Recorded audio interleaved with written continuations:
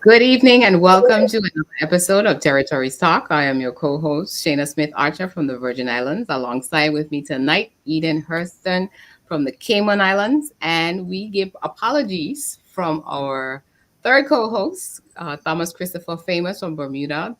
Tonight, he won't be able to join us, but I'm sure he will be watching. So, Chris, we let them know. We didn't kick you out. So, Eden, I turn it on over to you. Welcome everyone to the show, and thank you so much to our guests, Mrs. Luce Hodge-Smith and Miss Renee Webb, for joining us on our first show for Women in Leadership for 2022. And huge thanks to everybody for tuning in out there on Facebook or YouTube, or listening to us from our media partners. And we're now being broadcast on Saba Radio, 93.9 FM in Saba. So we're now in a fifth location with our media partners, as well as Channel 82 in Bermuda, CBN Radio 90.9 FM in the Virgin Islands, Cayman Marl Road Facebook page in Cayman. And big thanks for everybody for spreading the word and for all the support. Should we start with the positive news? Sure, let's go. And then we'll get right into the discussion. Okay. So we had some positive news that we had shared around this week from the Turks and Caicos Islands. 3 young persons are off to Sandhurst Military Academy in the UK.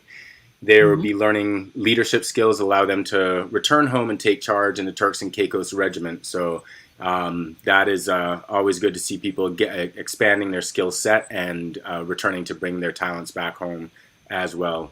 In Montserrat, Miss Charlene Lindsay has been named the new head of planning and production at the Montserrat Arts Festival, known as the MAC. She has been a cultural officer since 2012 and Carnival Mass producer. So congratulations, Miss Charlene Lindsay, on her new appointment as head of planning and production at the Montserrat Arts Council. And here in the Cayman Islands, Protection Starts Here, which is a multi-agency child abuse prevention project that is spearheaded by Cayman Islands Red Cross, celebrates its 10th anniversary with a new year-long awareness and education campaign. And the 2022 campaign starts tomorrow evening, actually, Thursday, February 10th, with a virtual Zoom event that will also be live streamed on Facebook. So check that out. They have an amazing 10-year program in child protection and empowerment. And they always have really incredible, insightful content. You can check out redcross.org.ky for details. And Shane, I think you had something to share with us from Virgin Islands as well. Okay, so we also have news from Anguilla. We had pictures of some major road infrastructure that's going in. Wow. So that's a going capital project right now. So I guess this is a overhead of the road that's going down right now. We also had news from Turks about the Krong land review that has commenced. So that is something that's currently been announced, and that's happening. And in the Virgin Islands last week, there was a new design for the Elmo Stout High School that was revealed. Essentially, our school has been disrupted in terms of the damage from our Hurricane Irma and Maria from back in 2017. So the student body was split into the junior and the senior high schools, and the senior high school was located off campus in a basically leased property. So the government is currently now pushing for them to basically be relocated back into the same campus location. And there was a community meeting to show the new drawings in terms of what's supposed to take place. So the intention is to have the first set of buildings completed by the new school year, which would be in September. So everyone is anxiously awaiting for it to get started. I think the tendering process now is currently ongoing. So it's going to be a rapid fire process, I would say, over the next few months here in the Virgin Islands as it concerns our school system. So we're excited to see this actually now happening and, looking forward to its completion over the next few months. All right. So Fantastic. that is our newsreel of positive news from our overseas territories. So again, if anyone has any positive news to share from around the OT Caribbean, feel free to send us inbox message on Facebook, YouTube, or even on our WhatsApp. I think that's linked to our Facebook page, and we will gladly share it with our audience at the next show. All right. So, Eden, I am very excited about our panelists tonight. I will first give apologies again for those that just joined. We have apologies from our co-host Chris Famous. He won't be joining us tonight as a host. And I also, from Honorable Grisha Heyliger-Marten, I hope I'm pronouncing that correctly. She is currently attending a conference, so she seems to be unable to join us tonight. So we will definitely have to reschedule her for another Women in Leadership discussion. So the honor and privilege is mine tonight to introduce our distinguished guests. I will start with Honorable Renee Webb, uh, PhD GP. Honorable Webb, I just want to say I was blown away by your LinkedIn profile. I was going through and I was thinking that you were currently a member of parliament. And then I got to the bottom where it says that the Queen bestowed the honor of honorable on you. So you have to tell us more about that and how that works, because then I realize now you're a lifetime honorable. And I think that is Yeah. amazing. So I will start with you. You're an entrepreneur, strategist, advisor, business and tourism, documentary executive producer, as well as a board member. You hail from the beautiful islands of Bermuda. So we start there. And I guess I'll do the first, and then you'll pick up the rest because it's quite a bit. But you have here about global transformation change of first, world's first e-commerce minister and e-government minister, Bermuda's first female telecommunications minister, tourism minister, and IT technology minister. Your professional background is as a political activist, public speaker, and human rights advocate. And you've also been involved in the financial services industry as well as a business owner. And you were in Parliament for 15 years and a government minister for 6 and 9 months. So I want to introduce to our audiences Honorable Renee Webb. Thank you for joining us tonight. Also with us tonight, we have Pleasure. Luce Hodge-Smith. She is one of my role models. That's how I posted it on my Facebook page. She is currently a deputy managing director at the BVI Airports Authority here in the Virgin Islands. Prior to that, she was a director of culture for quite some time. So she's like me. We're very passionate about history and heritage and Yeah. preserving these things for future generations. She's a certified director, has an MBA as well as a BS in management, 25 years experience in the public service as an education officer for culture and the director of culture, chairperson of the Virgin Islands Festival and Affairs Committee. She doesn't have this here, but I'll also say you were one of our Miss BVI, right? Yes. Yes. So she was also one of our past Miss British Virgin Islands. So welcome again, Mrs. Luce Hodge-Smith. Thank you for Thank being you. Thank you. All right. So Eden, I turn it over to you. All right. Thank you so much, Shaina. And wow, I'm blown away by our guest tonight for sure.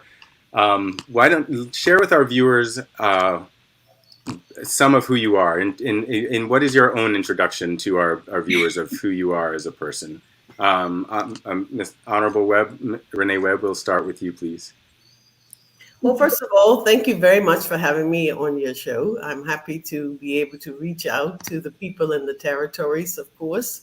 That's the overseas territories, in case people are wondering which territories we're talking about.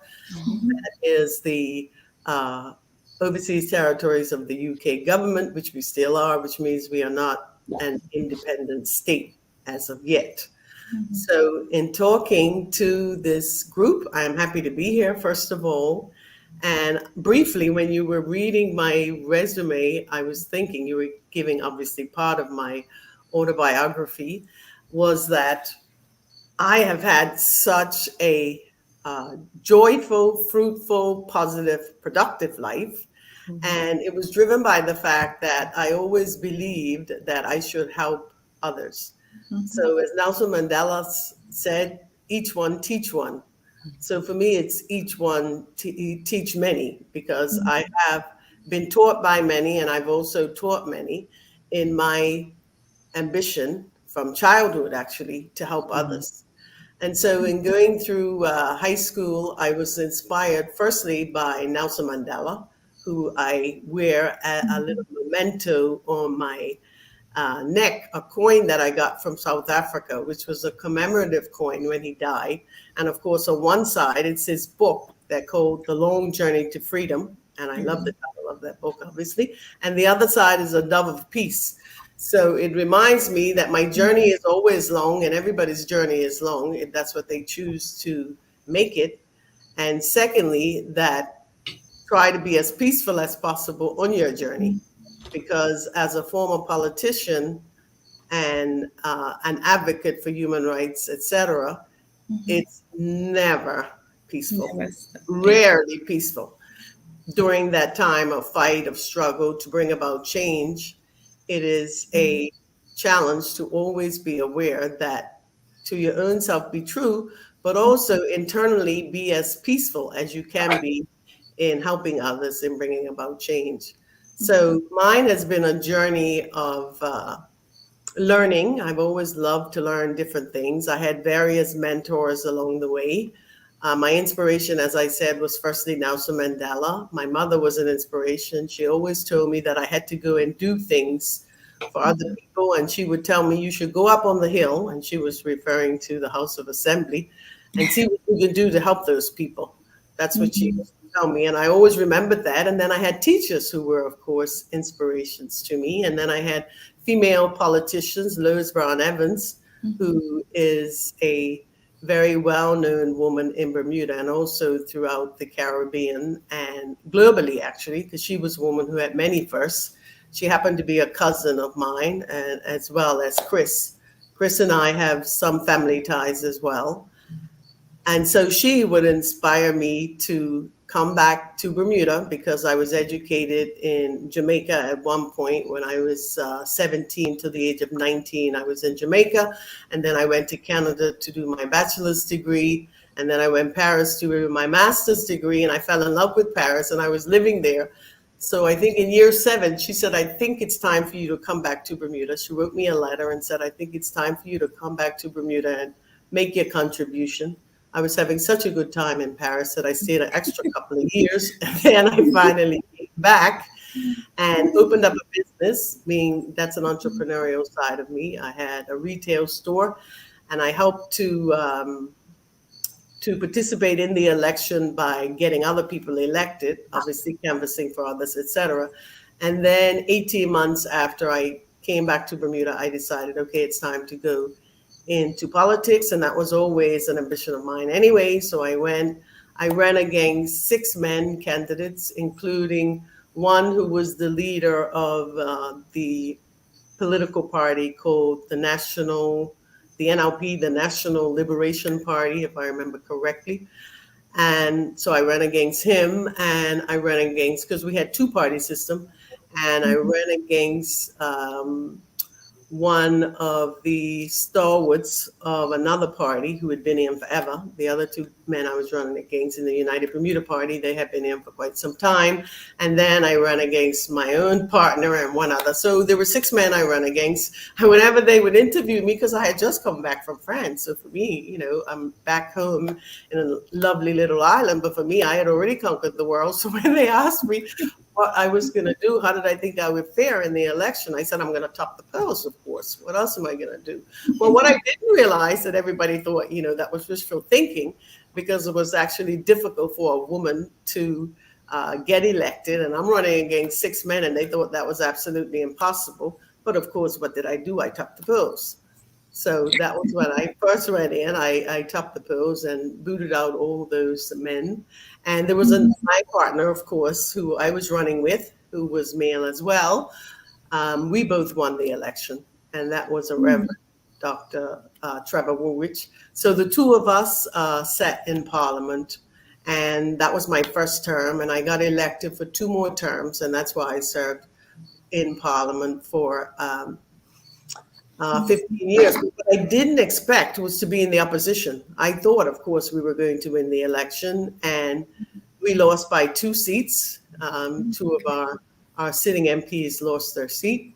And so I was in the opposition for 5 years, and that was a lesson in and of itself. And then I got elected into government after the 5 years, the next election. And then I served 1 more election. So I did 2 terms in government, 1 in the opposition, 2 terms in government.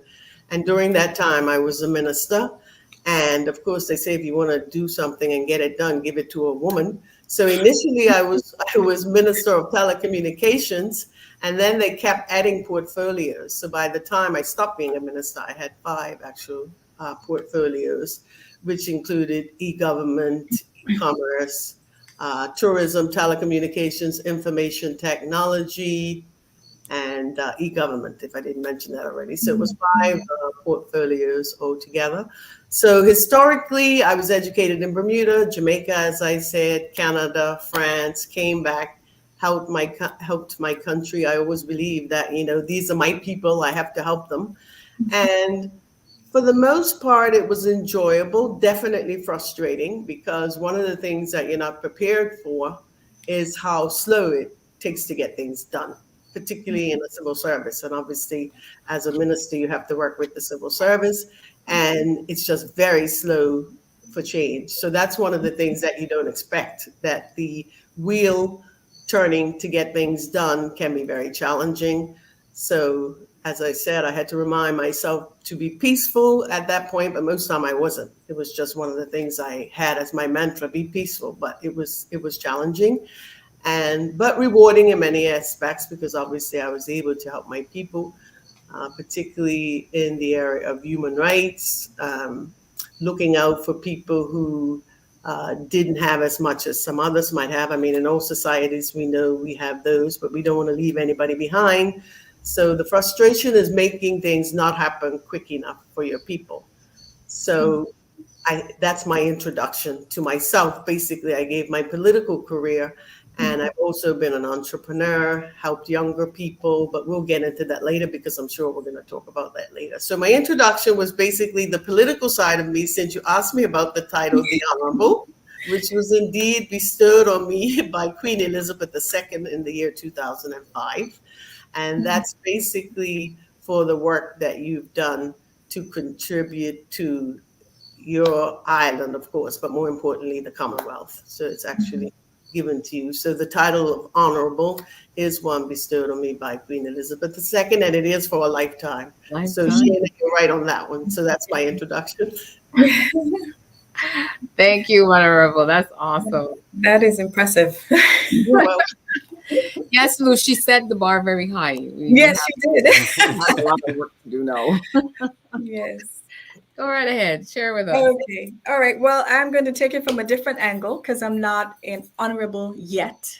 good. So I aspire to be one day. But basically, yes, you introduced me. I am Luce Hodge-Smith, and I'm from the Virgin Islands, born and bred.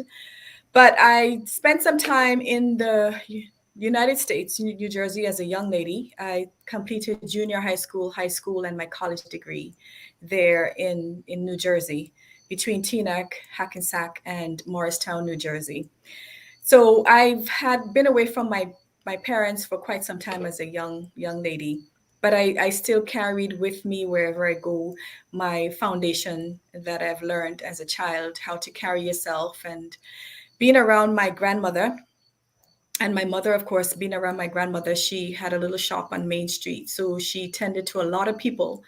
So I was able to observe her taking care of people, and even those who did not have, she would give. And she also loved to cook, and, she would provide for those in need. So I think that's where my foundation came, where I started to care for people. Like I said, I did the college and I studied management, and I had my first degree from the convent of Saint College of Saint Elizabeth in New Jersey, where I studied business administration with a concentration in management. And the day after my graduation, my mom was there. And we packed up and I came home. While waiting for a job, I had two offers. BVI Tourist Board was one of those, and then another offer to work in the Chief Minister's office. So while waiting for any of those positions to come forward, I decided to go with the Tourist Board, of course, because that one came first before the other one. So I worked at the BVI Tourist Board for 6 years after graduating from college. And then I transferred over to the government proper, and I started there as an education officer responsible for culture. So it was the Department of Education and Culture. So we had different education officers responsible for different areas. So my responsibility was culture. And I did that for quite some time until the opportunity came where the Department of Culture and Department of Education and Culture was split. And then we created our Department of Culture separately. So I applied, I got the job as Director of Culture, and I held that post until my retirement from government after 25 years in 2018, September of 2018. I did contest the general elections in 2019. I was not successful, but for a first timer, I did very well. I lost by 57 points, and I always remember that number 57. It's in my head. So I aspire to, but before I go into that, I'd just like to give a shout out to my family, my very supportive family. My husband, Dave, of this year will be 31 years.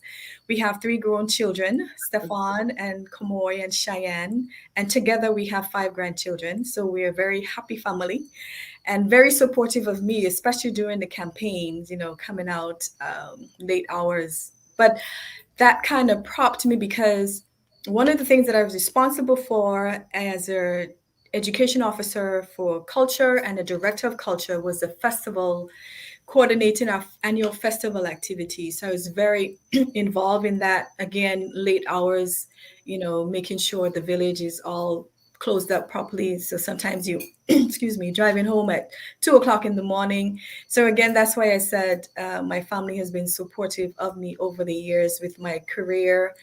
And I happen to always choose a career where I have to spend a lot of long hours at work. So then moving right on, once I wasn't successful with the politics, I was offered a job at the BVI Airports Authority, where I currently am now, and I hold the post of Deputy Managing Director responsible for administration. And I have 3 areas of responsibility, which is HR, admin, and finance. So I don't have a background in aviation, but because of my background in management, I am able to fit in. And believe you me, it's a very thrilling experience to work for our BVI Airports Authority, to learn a lot of things about aviation, in addition to being able to, share my expertise and to help the organization to grow. My community background, I am very active. I love people. I love to help people. And I believe that's one of the reasons why I aspire to be a representative and not necessarily just a politician. I may be naive, but I don't see myself as a politician. I see myself as an extension of what I was before, a civil servant, being a public service, being a public servant to serve the people.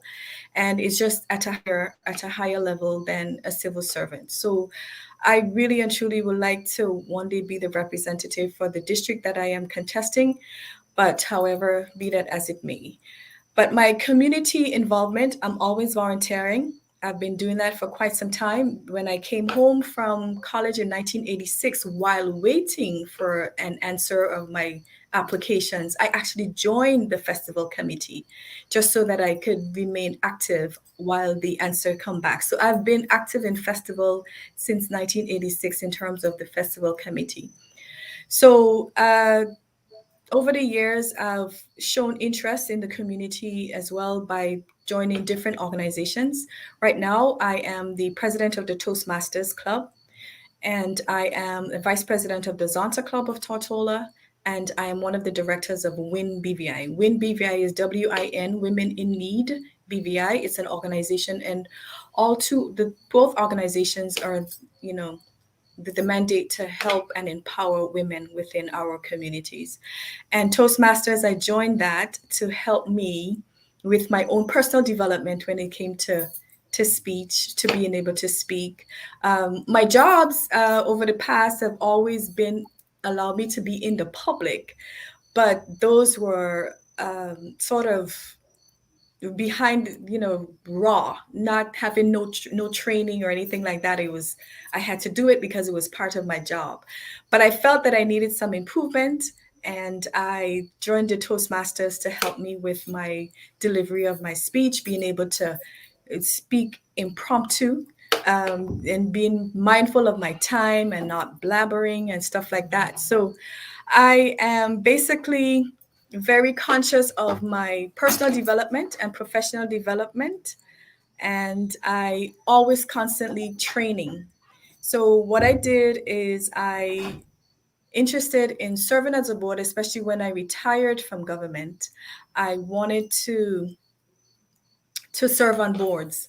So I invested in myself, and I attended a training in Jamaica with the Caribbean Good Governance Training Institute, and I became a certified director, meaning that I can serve on any board once I apply and once I am accepted.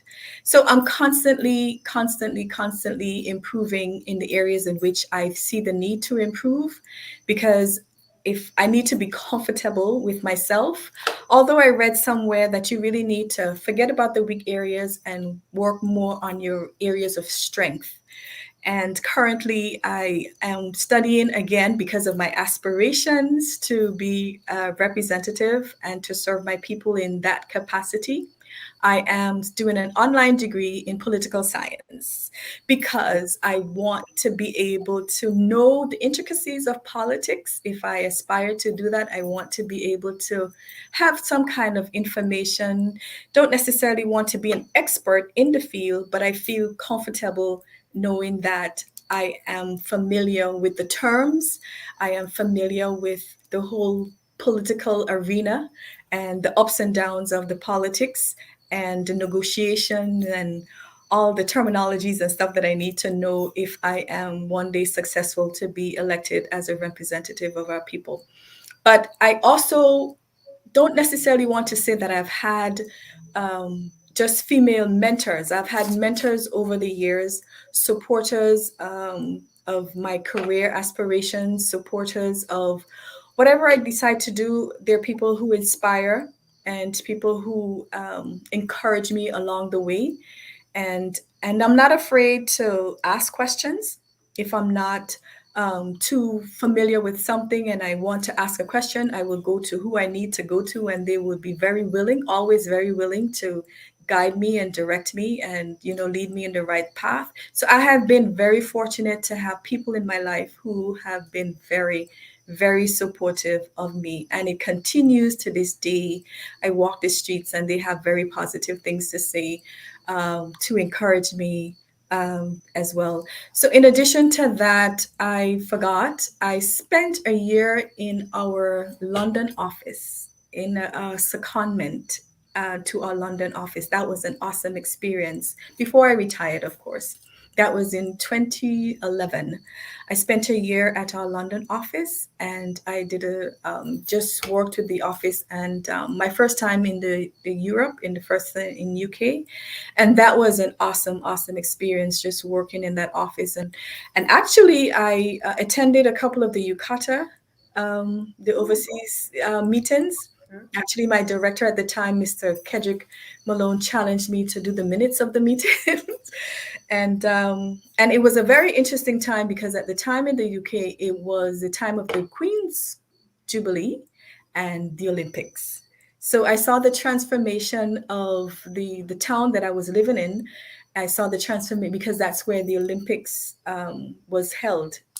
I can't remember right now the name of the town, but when I got there was nothing there. By the time I left and in time for the Olympics, I saw how they transformed the whole town, and that was such a wonderful experience. And these are the kinds of things that I have in my mind that I would like to see in our town.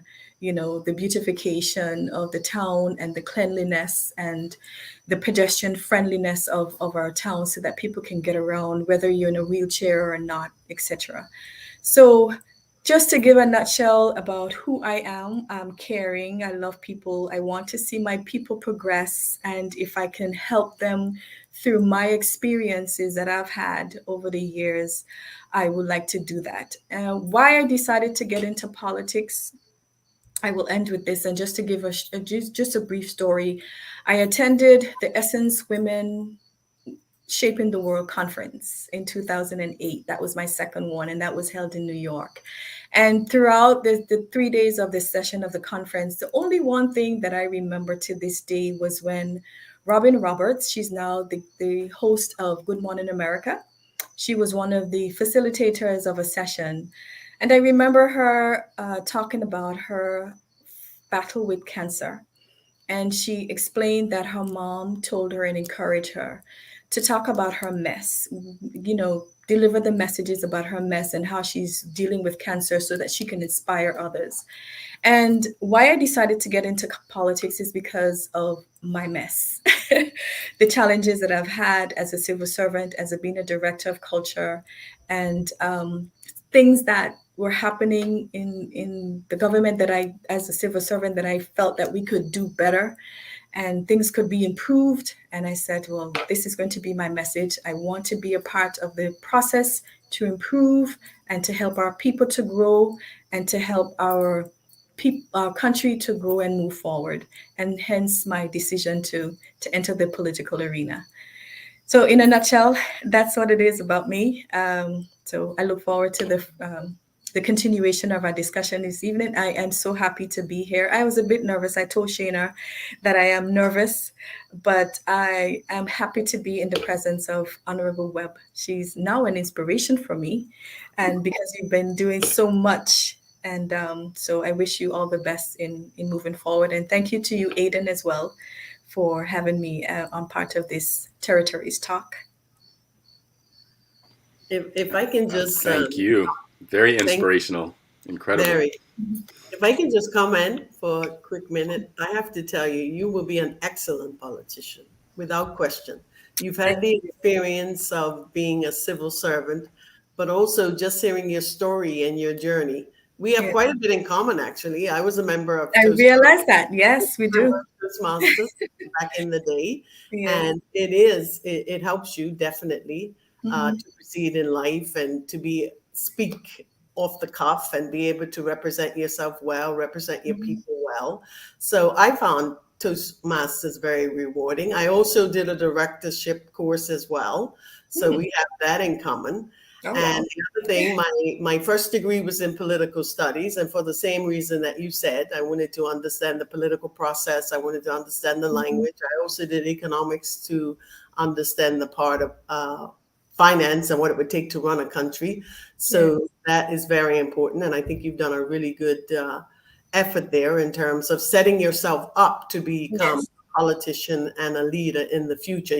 You've obviously been a leader and a political one. I think Anguilla, which I visited, of course, would be a greater place with you as one of its politicians. Virgin Islands, not Anguilla, Virgin Islands. Virgin Islands, sorry. Virgin Islands. It's okay. Thank you. We're all one family, but it's okay. I've also been there. I have to say, out of the whole 21 Caribbean islands, I've been to 20. The only one I haven't been to yet is Haiti.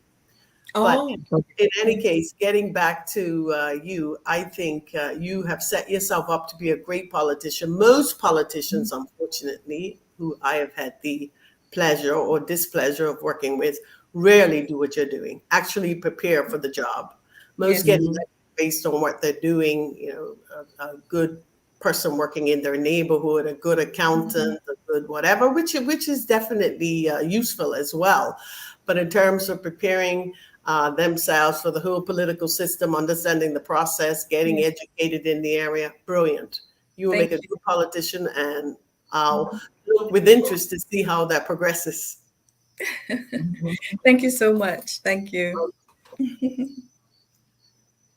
And she's being modest about it. That 57 was very close because the incumbent has been there for what, over 20 years and Yes. counting. Yes. So for her first time out, it was, yeah, as my role model and also as a female in leadership, I was just, I was rooting for her. So it was awesome. Thank you. Excellent.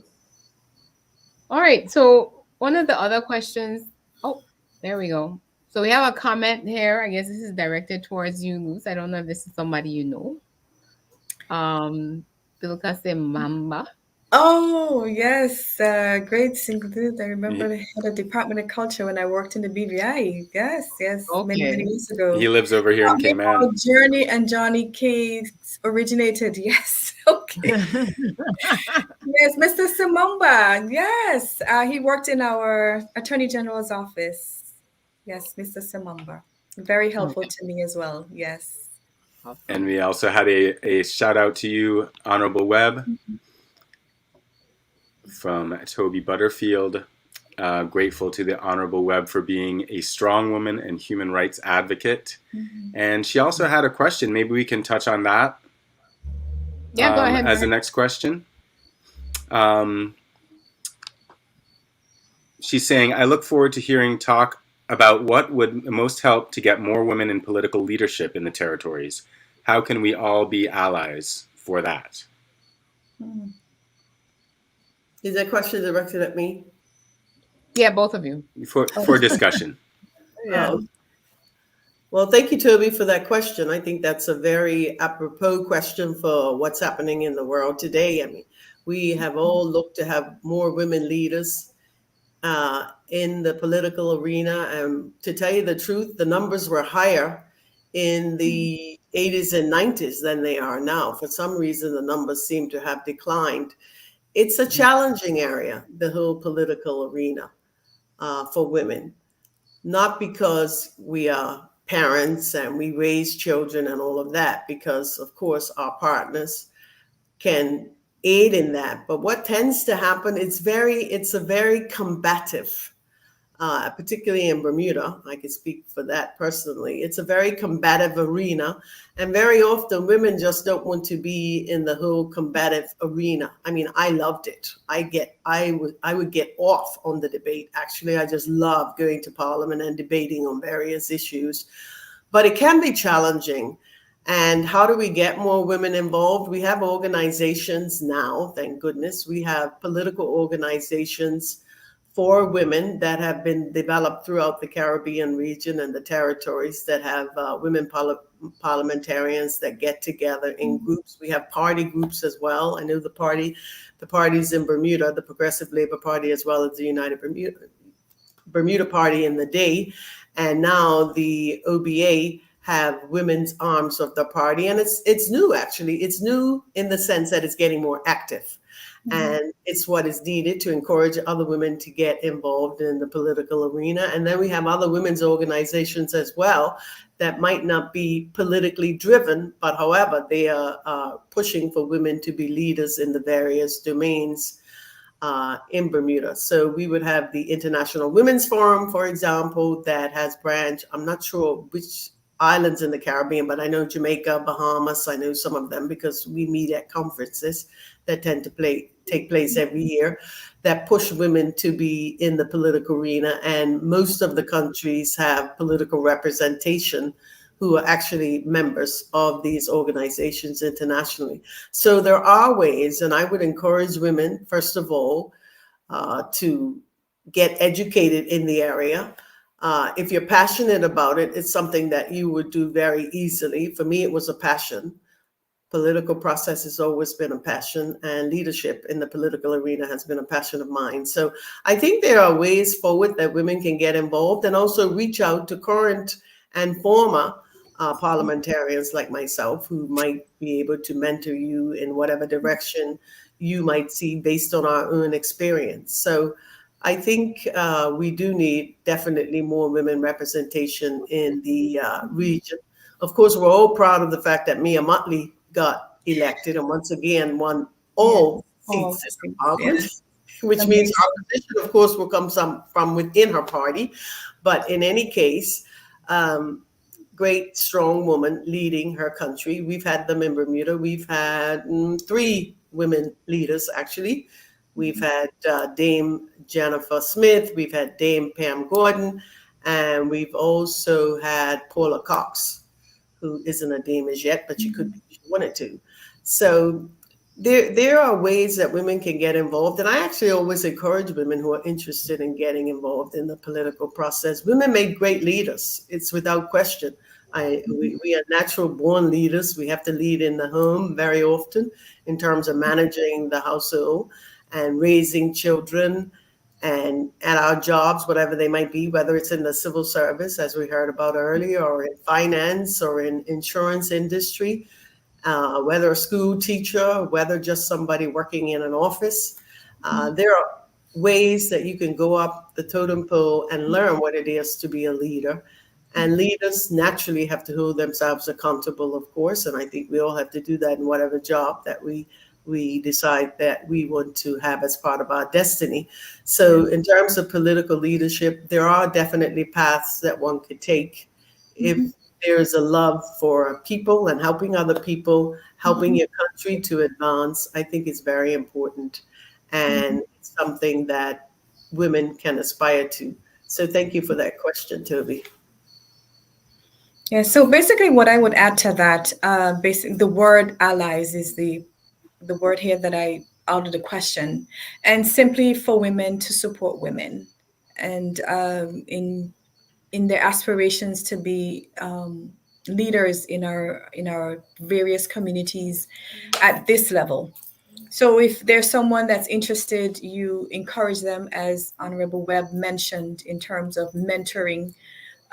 So persons who have, like Honorable Webb, who have been through this whole political area for so many years, if women who are willing to groom and mentor and shape other women, guide them through the processes and the tough times, because it's not a bed of roses to be a politician, because politicians tend to have such a negative the populace, they tend to see politicians as being so negative. And even when I was expressing myself and they said, but you're so quiet, why you want to get into this, but like Honorable Webb, she says she likes to debate, but there's a side of me, and sometimes it even scares myself, that I can be tough. I look quiet and I appear very quiet.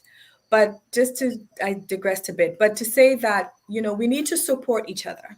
Women need to support each other. And with the women's support, which is genuine and really want to help other women in this particular arena, the women can get much, much farther, because women are very influential in the mothers, the wives are very influential in the families when it comes to voting and guiding the families as to how to vote in our community, that is but of course there are also the men as well. But I think the women are very influential, because my mom was influential with me in terms of my political socialization. She was the first one to guide me through this and said, vote for this person, and then, okay, and vote for that person and do this. But then when you become an adult, you decide for yourself who you're going to vote for.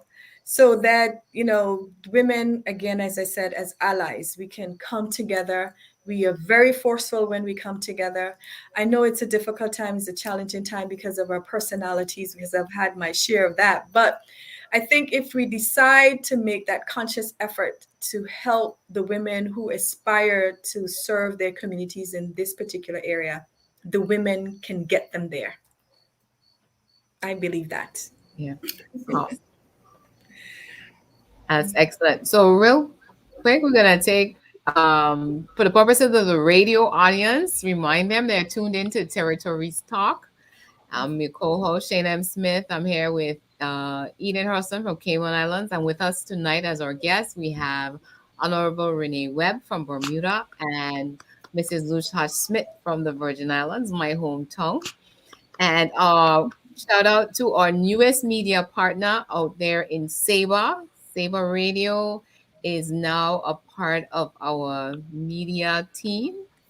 And we want to thank them Woo! for the board. And I think according to the poster, they just celebrated their 50th anniversary last year. So congratulations on that. So we're really happy about that. So we are striving to try to have a media partner in all of our the British OTs. But hey, we've opened it up to our cousins. So if you're Dutch, you're French, you're American, feel free to contact us through our Facebook page.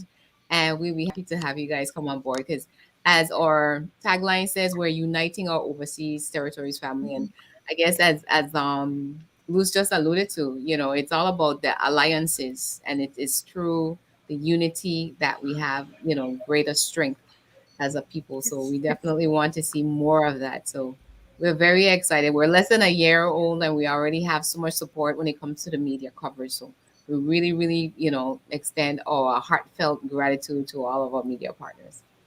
All right. So, Eden, where are we with our line of questioning? Weird. We've touched a bit on a lot of them. I think let's ask about what in terms, I don't know if we got into who has inspired you most in terms of your career goals or, your journey. Well, like I said earlier, it's a number of people who have been supported. I can't really single out one person per se, but I have been fortunate to have people support me, older folks who supported me along my career path. I've had some challenges and they have only made me stronger, to be quite honest. So I thank those people as well for the challenges and the adversity that they caused in my life. But I have been very fortunate to have people, both male and female, and a very strong family support as well, extended family support in my career path. So there isn't one person that I could single out per se, just to say that I've been fortunate to have many people support me. Awesome. All right. Honorable Renee. As I mentioned this earlier as well, I've had many people support me throughout my life. One of the my mentors actually was Al Frederick Wade. He was leader of the opposition at a time when we were aspiring to be the government, when the Progressive Labour Party was aspiring to be the government. He was one of the people that encouraged me to run. And he wanted me to run in Warwick Parish, and I declined. I said, I'm from Hamilton Parish, and I really want to help my people in Hamilton Parish, the people who I grew up with, the people who encouraged me, the people I went to school with. So I really felt connected to Hamilton Parish. And I wanted to wait until a spot became available, and that's where I was going to run, which I thought was very interesting because him offering me a position. And he encouraged me. He said, okay, you wait until the time comes. I said, I prefer that. I'm more attached to it. I'm more attached to the people, the land, the places that I grew up in. And so that's what's happened. So Freddie was and we called him Freddie. He was an inspiration to me, definitely. And then my cousin, Calvin Smith, who at the time was the statistician, he was encouraging me as well because they knew I was always, in quote, mouthy, and was quite, the debater and very talkative as a child. I always got sent to him for talking too much in class, always. And my teacher would send a note, do not send her back until you come with her. So my mother would have to come back with her. So the teachers would punish me, my mother would punish me, and it was always for talking. And I laugh sometimes because I say, that voice that they were trying to suppress, I actually made a living from that voice by being a public speaker and being a member of parliament, government minister, etc. And it's all about speaking and representing, and you need a voice to do that. So, but there's a time and place for everything that I knew, but then I didn't understand. I just wanted to say whatever I wanted to say. I curtailed it somewhat in politics, but most times I would say exactly what I thought.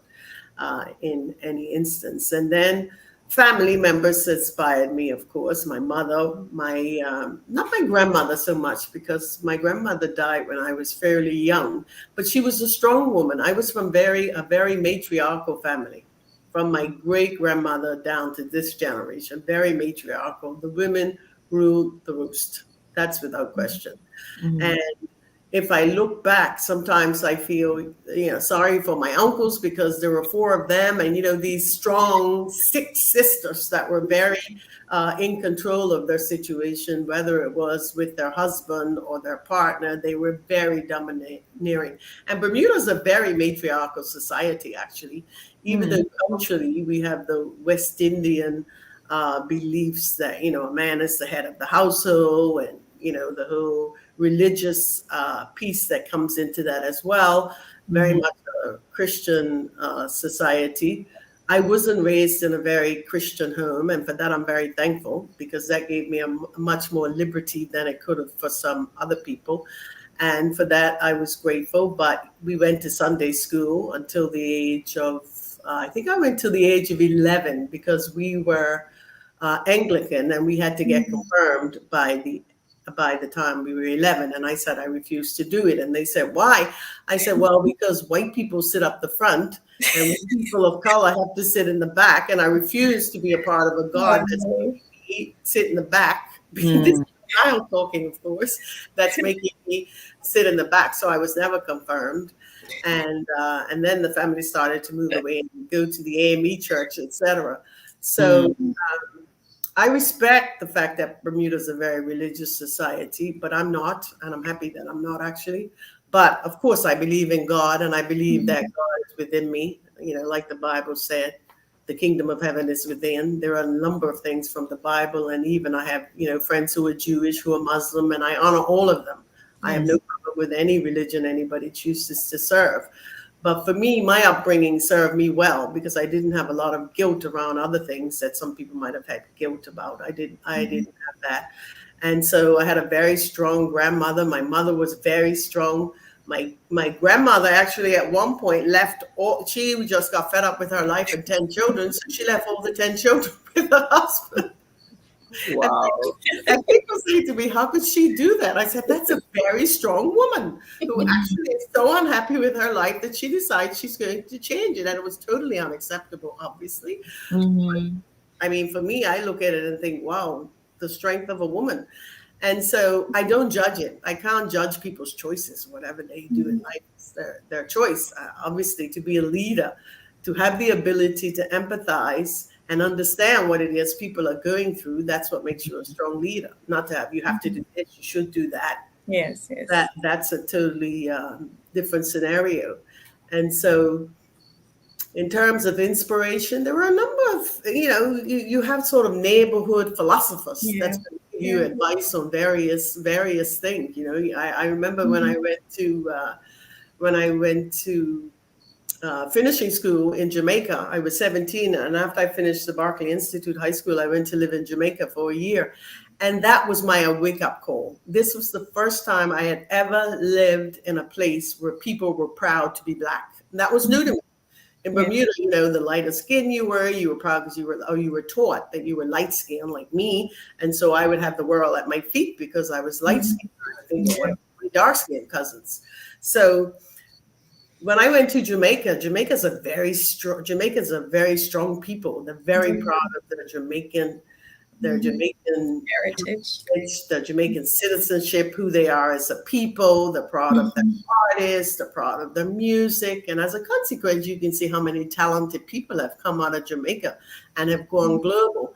So this was all new to me. So having gone to Jamaica helped me a lot in terms of who I became as well, because being taught in Bermuda, being a colony, and looking up to the British and proud to have the British flag and singing the national anthem, when we started school, and having teachers speakers come every Friday and tell us, how privileged we were. And we were definitely taught to look down on people from the West Indies. We had names for the people in the West Indies. Nobody wanted to go to the West Indies. And how could I go to Jamaica? And when I came back, I had a Jamaican accent and I was teased. You sound like a jump up. I mean, Bermuda has had an interesting history. Now Jamaica is one of the most popular places for Bermudians to visit. Now, love it. But we went a whole stage of thinking Bermudians are better off than the people financially because the island's doing so well. And so you look down on the people from Jamaica. Well, luckily for me, I went to Jamaica when I was 17. So I know that was a nonsense because Jamaicans were very proud people. And I loved it. I loved everything about Jamaica. The food, the music, the people. So it was a great grow up on the part of me. In terms of what I saw, it helped me to grow up into a much stronger person, a stronger woman, so that when I came back here and then went to university in Canada and then went to Paris to do my graduate degree, I understood what it was to be a Black female woman. And there was no apologies for it. Yes, biracial in terms of mix, because I have obviously white parentage on my father's side and Black on my mother's side. But what was clear to me was I was a woman and I was going to be a formidable woman and proud of myself, my heritage from the islands, and proud of the fact to be attached to the West Indies and not just being British, because there was no way I ever felt British. Had a British passport, definitely. And I even have a grandmother that's British. My father's mother is British, but I've never felt British. And so for me, it's always a privilege. And this is why I went to all of the islands. I was determined I'd visit all of the islands in the Caribbean, because for me, these are my people. My grandfather came from Nevis. And and my grandmother's family years ago as well. My grandmother I think she came here in about the 1700s, but my grandfather came from St. Kitts. My mother was first generation, so he came from St. Kitts probably in the 30s. So there is a connection that runs through my veins of being West Indian anyway, and it's something I'm very proud of. So for me, who inspired me, there were a number of people that inspired me. My going to Jamaica and that heritage inspired me, and I learned and saw a lot in the people. And my headmaster at the Berkeley Institute, he inspired me because I decided I was going to drop out of high school. When I was in my last year of high school, I was going to drop out because the school was private. We paid school fees at that time. And my mother, she had 3 other daughters, and she was a single mother raising us. And I didn't want her to pay the fees. So I said, I'm not going to go back to the fees. And then I ran into the headmaster 2 weeks later, coincidentally. And he said to me, why haven't you been in school? So I told him the story. I said, my mother's a single parent. I just turned 16. And when you're 16, your free scholarship is up and I have to pay and my mom can't afford it. So he said, come to school on Monday. So I went to school. I never knew how my fees got paid, whether or not he paid them himself. But I was very grateful for the fact that I got to go back to high school after dropping out for 2 weeks. And I was devastated at the thought of not being educated and learning, because I always loved studying. So he would have been an inspiration to me. So there have been people throughout my life, and that's what happens, of course. We have people that inspire us in very interesting ways. I had a neighbor, she was an elderly woman. She was probably in her 70s, 80s. And when I went to school in Jamaica, every week she would write me a letter and she would wrap. We didn't have dollars then. We had pounds, shillings, and pence. So she would wrap a couple of pounds in a paper and she would send me. And I was just so touched. Because she wasn't a woman of means at all. She was definitely working class. And she would do this every week. She would write me a letter, and she was such an inspiration. Just a little thing like that, you think, beautiful when people give like that. So of course, it also enhances the fact that you become a giver as well. So there's a number of ways that I've been inspired by other people and supported by other people, and in that way, of course, mentor in other people. They've been mainly females, but a few males, but not compared to the females, having come from matriarchal family I raised three sisters. So we were four girls being raised in a house, and my mother. So that was very female. So you learn a lot. You learn to be strong, Yes. and you learn to become a fighter, and you learn that you have to survive, and you help others along the way, like those who Yeah. help me. Yeah. Yeah. Awesome. I understand now why you did not have any other choice but to do what you have done and become the Honorable Renee Webb. Yes, and I have to remind myself, always be honorable. You have the time to be honorable. Yeah, Yes. that's awesome. That is. I just want to add to Honorable Webb, as we go through the night, the things that we have in common. And because I grew up Anglican, but I was confirmed, unlike you. I had no choice. And I was very young. I didn't understand anything, but you went through the confirmation classes. Confirmation day, you wore your white shoes and your white Your dress. white dress, so yeah. And gloves. So I did that. I remember. And as an adult, I changed to Methodist.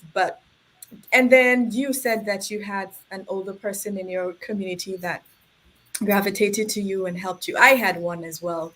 And we shared birthday on the same day. And every year she would bake me a cake.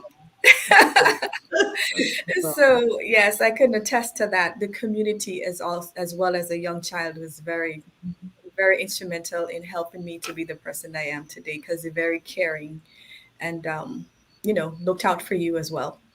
Mm-hmm. Yeah. Awesome. As we're talking about inspirations here, it is very inspirational indeed. We have Gerard tuning in from the U.S. Virgin Islands. Very inspirational to hear them. I'm impressed and proud of these successful Caribbean queens.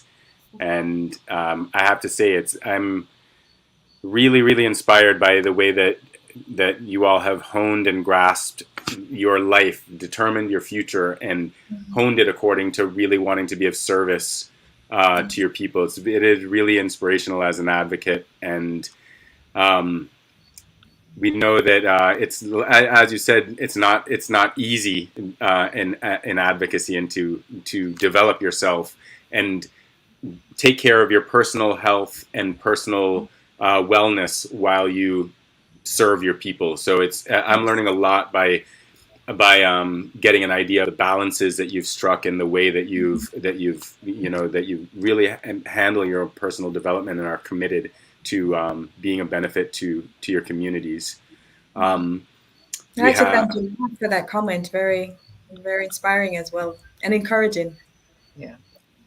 And we're going to move on to a question here. Let me see, where is this comment? Thanks again, Gerard, for that comment. I wanted to ask you, Luce. I shared an article, so I wanted to kick out the next discussion question based on challenges that we see in society. There was an article about you distributing school supplies in your community. And what some people might see as, this is a nice thing to see in the paper, or it's so nice that somebody did this. But what are the societal challenges you see with that kind of feet on the ground type of work, and how does that inform the decisions that you make and how you want to get involved? How are you going to address those challenges in society? Well, we do have a lot of social issues in our society, and it's not given the school supplies just to get political points, but to help those who definitely need help. Because they would not necessarily have the material or the school supplies that they need to get to school, and to be able for them to feel comfortable knowing that they are not left out when it comes to having what they need, the tools that they need to get to school and to be able to learn, so that they don't worry about not having these tools. So my small contribution was to help them to have the tools that they needed to have. And it was very receptive. Nice. So it didn't feel like it was a handout. They accepted it, and they were very pleased that I did it. And I don't think I was the only one that did it. In different districts it was done, but to say that they appreciate the effort that you're making to show that you care about them and you'd want to give this small token to help them to develop themselves. There are a lot of single parents out there that are struggling, and we want to, well, I would want to help them to be able to help themselves and Right. not necessarily give them handouts. And my aim is to help them reach them where they are in terms of the level that they at, and to help them to move on to the next level. And we have a lot of social ills, but the idea is to get the families to strengthen themselves and recognize their value, and to recognize where they do need the help, and it's not embarrassing or shameful for them to reach out for help, and to get the help that they need. Now, the one organization that I'm in, and I'm sure they wouldn't mind me mentioning this, is the WIN BVI, Women in Need, and we are helping a lot of women, single women. And Shayna is also a member of this organization as well. And it's very satisfying when you are able to get a woman to understand, that there are people out there who are willing to help, genuinely willing to help them. And you see their progression from when they started to where your assistance will help them to feel good about themselves, feel confident, and want to move on and take themselves out of the current situation so that they can advance themselves and to help their children as well. So that small token that I did was just my way of saying that I am here. And yes, I aspire to be the representative for the district. And the fact that once I'm there, I could do more. But the fact is, it doesn't necessarily mean that because I'm not there as a representative, doesn't mean that I don't care. And I, see things that need to be done, and I will reach out to help where I possibly can. And then there are other women that have entrepreneurial aspirations, and they just need the guidance. There are two women in the district that I know for sure are using their natural gifted talents to create products. And once they can create these products and find an outlet in which to sell their products, they can help themselves. So the idea is to get them from developing these products and getting them on the market to help to sell these products and get them out there and help themselves. So those are the kinds of things that I would like to see. And then we have the seniors who are somehow left behind. You see them along the street. They need to transportation to get to the doctor. They need to go and get their groceries. And traffic, I cringe sometimes when I see them on the street and they're trying their best to get to where they want to go, but they have no one to do it for them. So the idea is to be able to help them as well to get to where they need to get to the doctors, get a prescription filled, get to do their groceries, etc., etc. So, and then there's the crime aspect of it. Um, how do we curtail the crime? It's a major issue for us here in the territory right now. So we need to pool our resources, pool our ideas, and just come together as a community and address these crime issues that we have. And basically, we're looking at the foundation of the home. Once it's broken, it's very hard. And these are the kinds of issues that you're going to have in your society because of the brokenness of the homes. So if we can help the homes to be a little more strengthened and give them the support that they need. I know it's a challenge and you may not get to all of them, but the idea is to reach those that you can so that there's a difference. You can see the difference within our communities. And my thing, again, I would reiterate, is not to give the handouts, but to help themselves, show them, guide them, direct them, and make them feel good about themselves and encourage, mentor, coach, whatever it takes just constantly being out there and being available.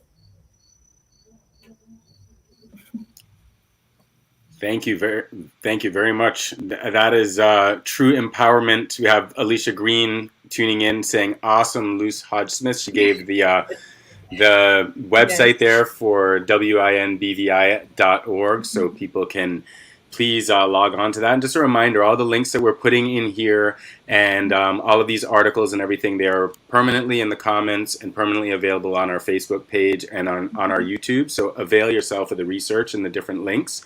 And a quick shout out and huge thanks once again to our broadcast partners, ZJB Radio, the Spirit of Montserrat, 95.5 FM, Cayman Marl Road Facebook page, CBN Radio FM 90.9 in the Virgin Islands, Channel 82 in Bermuda, and now Saba Radio 93.9 FM in Saba, celebrating their 50th anniversary.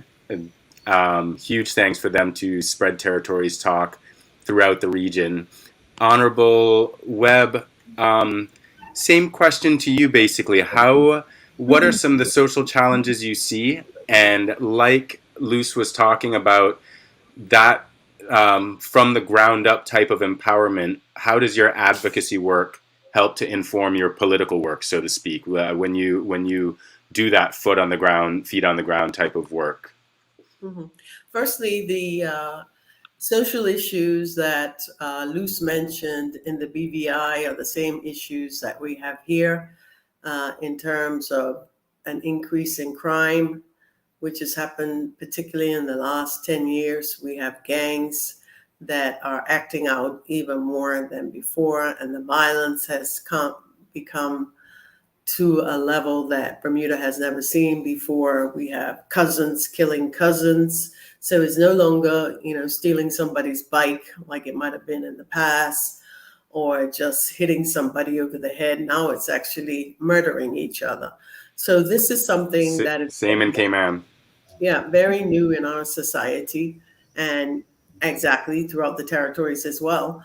We know that there's been an increase. So the behavior that has taken place in Bermuda, particularly with our Black males, is a real cause of concern. Mm-hmm. It's a cause of concern for the families whose child might, or young man or man for that matter, be the victim, or even a woman, because we've had a couple of women who had to succumb to violence and get murdered as well. So that is a very real issue that we are having to address as a society. It's very disconcerting, obviously, for those of us who are having to live with it, knowing some of the young people who are dying. It's very sad, obviously, for family members, etc., and for the society at large. It's very sad because we all have economies that are based on outside interest, i.e. tourism, tourists coming here and wanting to feel safe, etc. And then we have international business that keeps our economy thriving in Bermuda. And it's all right now, the murders are in a certain sector of the society, i.e. Black males in particular.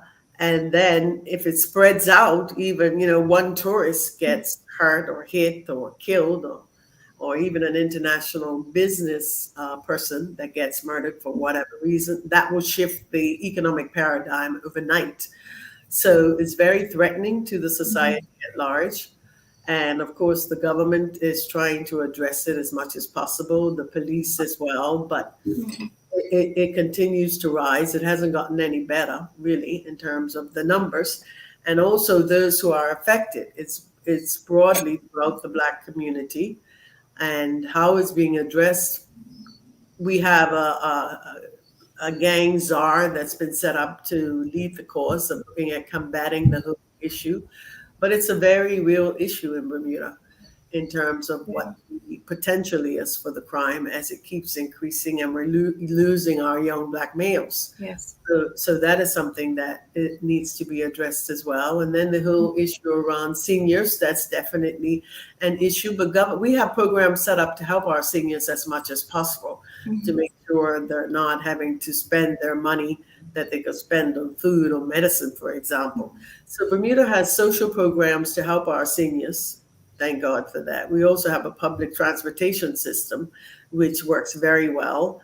And we have community advocates that help them. My advocacy has been mainly around children, with the foster care in particular, and helping and mentoring young people, whether it be applying for jobs or improving on themselves, mentoring them in as something simple as how to dress, how to speak.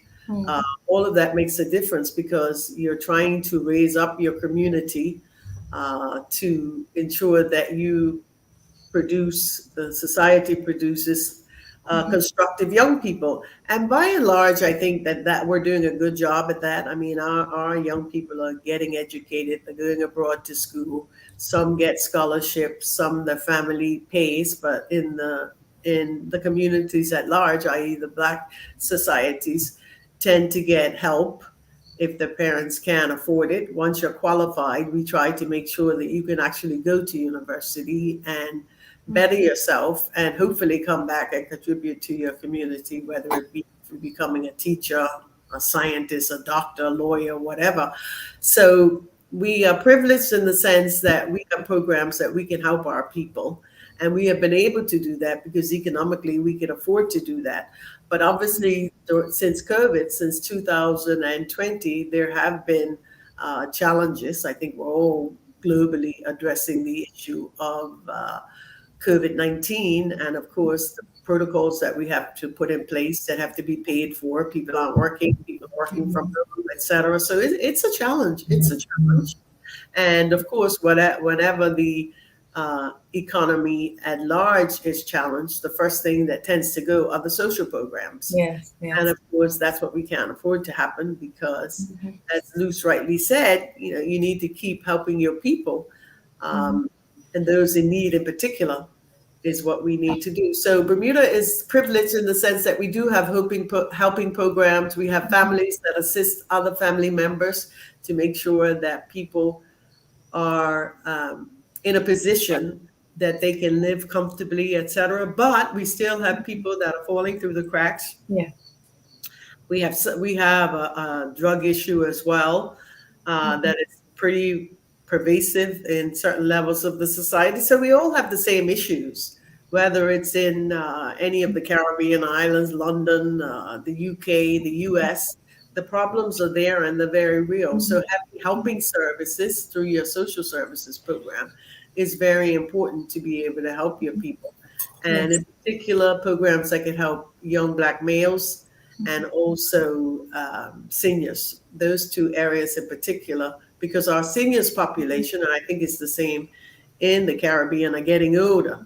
The baby boomers have come to seniorhood now, and it's challenging. So we have to keep aware that there are those in our society that needs to be helped, and wherever we can to make sure that there are programs in place, and also on a personal level that we contribute. And that's what tends to happen here. And we are thankful for the role that international business plays in supporting a lot of the charities that we have and donating to charities, and of course the government. Yeah. So in that way, we are privileged, but there's still work that needs to be done, and people nonetheless fall through the cracks because some people just don't want to ask for help, of course. Right. Yes. Thank you so much. Awesome. Yeah. Thank you. Well, ladies, we could stay here all night, It's enjoyable. We're coming up on, I know it was the time has flown. Yes. Oh my goodness. So it's like an hour and a half. Yeah. It's been an hour and a half already. Already. And I have so many more questions that we haven't even gone through half the questions. I know. Well, started. You guys we just started. Exactly. But we definitely, I think, one of the things that's definitely coming to mind is the importance, again, of something that you touched on earlier in terms of the alliances and the need now to really forge more alliances across our territories, especially for us as women in leadership. Yes. Because, for me, I looked up to persons like Luce and others in my community to be inspired to do what I do. But now it's even broader, now that I'm being exposed to the show, that, there are many more women that are out there, basically being lady bosses. And that we really have to encourage that generation that is coming after us to continue basically to carry on this legacy that we are establishing. Because That's right. in listening to you, Honorable Renee, it was funny where I was like, it's an interesting dichotomy we have in our societies where it's patriarchal, but then it's still matriarchal, because there were those instances where, say, for example, here in the Virgin Islands, the men went off to Santo Domingo and Panama to work in the sugar cane plantations, which meant the women ran the house. Yes. So for majority of the year, and when they came home, they got their opportunity, and then they were gone again. So it's interesting in terms of how, when it comes to leadership and how women we're seen or relegated to certain roles of leadership, but not necessarily, beyond that. And I was happy to hear you talk about the fact that Bermuda has had 3 women premiers. And that is something, again, that's on Luce and myself's roster to make sure it happens here in the Virgin Islands, because, for us, it's long overdue, because, there should be no ceilings, in this 21st century when it comes to what we do, and to continue to encourage. So as we wrap up, we definitely have you guys back, and I think we're going to have an even wider forum at some point. Because this is something where, for Territory Talk, we're actually going to try and get legs on the ground and start, bringing all these brilliant minds that we have across the region together to figure out how we take our countries to that next level in our development, and work together more to solve the issues, especially since we have all these common threads. It's so much more important. So I'd like you to encourage young women in your communities as well as across the region tonight, in terms of taking those bold steps. What I really liked about your life stories is that you guys were just like any one of us, and took whatever you were given and made opportunity from that. And that, I think, is probably one of my greatest takeaways, that it's not so much where you began, but it is where, you have set your destination for, and enduring and persevering, and really having the support system around you to help to get you there. Right. So, Honorable Luce, anybody, you can start. Well, I would just like to, first of all, congratulate you, Shaina, Eden, and also Chris Famous from the beautiful island of Bermuda. I would like to congratulate you on having the show, Territory Talk, which is great. I think bringing the territories together is extremely important. And what you're doing here, you should be proud, because there's a number of ways we are leaders, and you are definitely leaders in this domain. And I think you're to be congratulated. Thank you for having me on the show. It is always an honor to speak to people and share my journey, and hopefully it will be inspiring to others to know that you can do anything that you decide to do. With passion, go for it, and you can do it. And don't let anybody stand in your way, unless it's those who are willing to help you. Thank you for having me. Yes, thank you as well. So I was, like I said in the beginning to Shaina, I was very nervous about this, but I'm so happy that I agreed to be a part of this panel. I'm so sorry the other panelist was unable to join us, because then it would have been really even more awesome. But I am so pleased to have met you, Honorable Webb. You are now part of my inspiration. Keep in touch. We have so much in common. Thank you so much. Thank you, Shaina. Thank you, Eden. Thank you, Chris, in your absence, for this great opportunity to be on this program.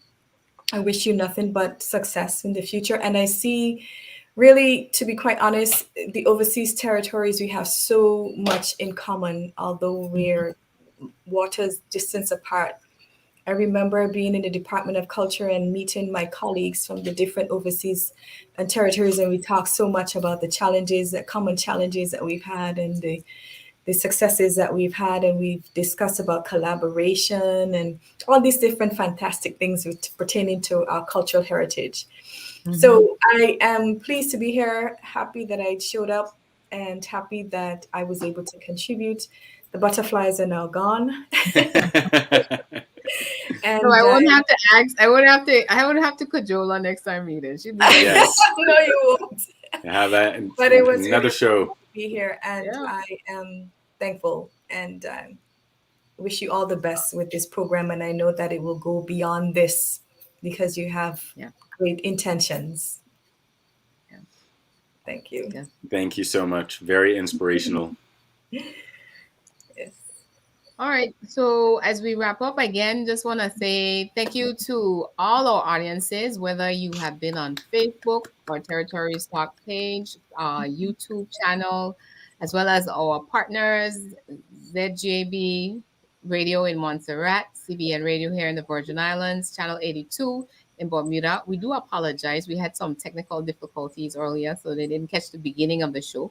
But you can always go back to Facebook or YouTube and catch the beginning portion of it. And do make sure you subscribe as well as like our pages so that you have the notifications whenever we are scheduled to come up. So again, thank you to all our guests. We really did miss President Grisha tonight, but I do look forward to her being a part of another Women in Leadership panel. So she will definitely be on and take make sure that she's involved in it as well as other women in leadership. So again, you guys have any guest suggestion or ideas, feel free to send us a WhatsApp message through our Facebook page. And on our next program, I believe it's the 23rd, Eden. I don't know who's coming on. The 23rd. So yes, it's the 23rd. Yes, 23rd. He's like, what? 23rd, we'll be back here and we will be continuing the important conversation around decolonization. So that's right. Definitely save the date. And I know Honorable would love to be in on that one as far as so a friend was sharing with me the other day. She said, before you started to speak about decolonization, you need to speak a little bit more about colonization and what exactly that has done to us. And why it's important for us to pursue self-governance. Yes. And again, not limit ourselves. So despite the challenges and the issues, whether you're non-self-governing or self-governing, you will have them. But it's all about again, we have leadership that's, astute and prudent in terms of what we do. So, Honorable, I definitely will be inviting you back on for one of those conversations because I'm very keen to hear your thoughts on that and where we go from there. So, thank you to our audience, and we wish everyone a pleasant good night. Thank you. Good night. Good night. Good night, everyone.